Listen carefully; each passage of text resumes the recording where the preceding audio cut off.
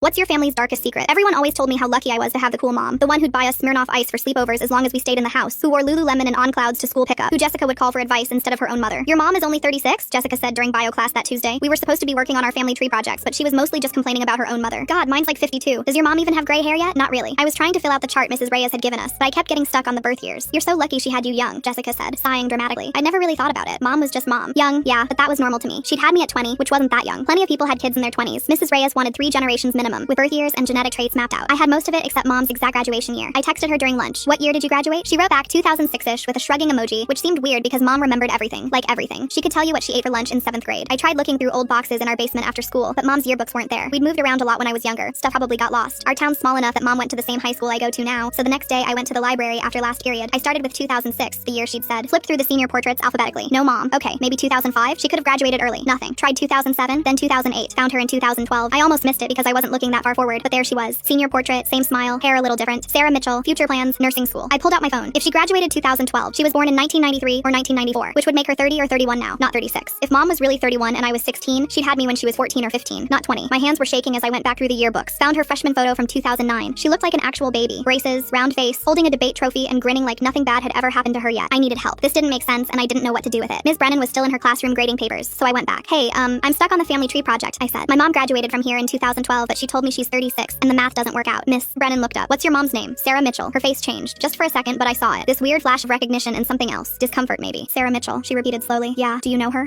She was a few years behind me. Ms. Brennan shuffled papers, not looking at me. This might be something you should ask your mom about, or your grandma. But the birth years don't, she cut me off. I really think you should talk to them. Her voice was firm now, final. She still wasn't looking at me. I left feeling worse than before. The way she'd acted, like she knew something. Like everyone knew something except me. I went home while mom was still at work. Our house is small, not many places to hide things, but I knew where she kept important documents. The filing cabinet in her closet, under old tax returns and my baby book. I found my birth certificate. Mother, Sarah Mitchell, age 15. Father, unknown. My stomach dropped. 15. I sat on her bedroom floor trying to breathe. Why lie? Why add 6 years? Why let everyone think you had a kid in your 20s when you were really just a kid? Who was my father? Why was it unknown? Did mom not know, or did she just refuse to say? I started pulling out old photo albums from her closet, looking for anything that might give me answers. Baby pictures, birthday parties, holidays. There were photos of grandma looking young, a few of grandpa from when mom was little. He died before I was born. I didn't know what I was looking for, but there was nothing. I was still sitting there when mom came home. She found me on her bedroom floor with yearbooks and photo albums, and my birth certificate spread out like crime scene photos. Baby, what? She stopped when she saw the yearbook open to her senior portrait. You're not 36. My voice sounded hollow. You're 30. You had me when you were 14. She didn't move, didn't deny it, just stood there with this horrible, broken expression I'd never seen on her face before. Who's my father? Please don't. I wasn't speaking calmly anymore. Who's my father? She started crying, these awful quiet sobs, and grandma appeared in the doorway like she'd been listening the whole time. Tell her, grandma said. Her voice was completely flat. Mom shook her head, covering her face with both hands. Grandma looked at me. Your grandfather? No. I thought about grandpa in those old photos. The man who died before I was born. He's dead though, I said, even though I already knew. Grandma shook her head. He's at Bedford Correctional Facility. He's been there for 17 years. People always said she looked young enough to be my sister. Turned out they were closer to right than they knew.